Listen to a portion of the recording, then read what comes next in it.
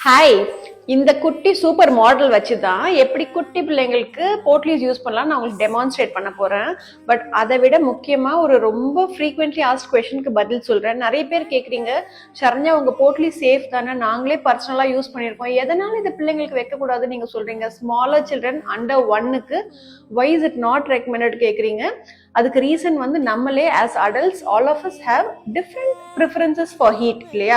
எனக்கு வந்து ரொம்ப சூடா இருக்க போட்லி என் ஹஸ்பண்ட் டச் பண்ணி பார்த்துட்டு இது என்ன சூடே இல்லை அப்படி சொல்லுவாரு.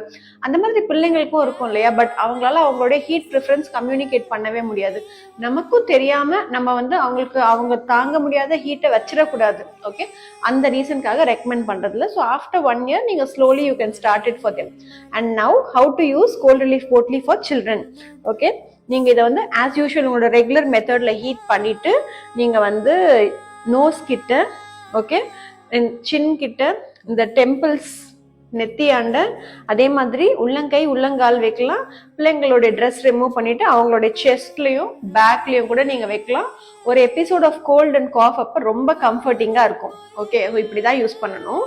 அண்ட் பெயின் ரிலீஃப் போட்லி சின்ன பிள்ளைங்களுக்கு 12 years வரைக்கும் ரெக்கமெண்டே பண்றதே கிடையாது unless they have a fall.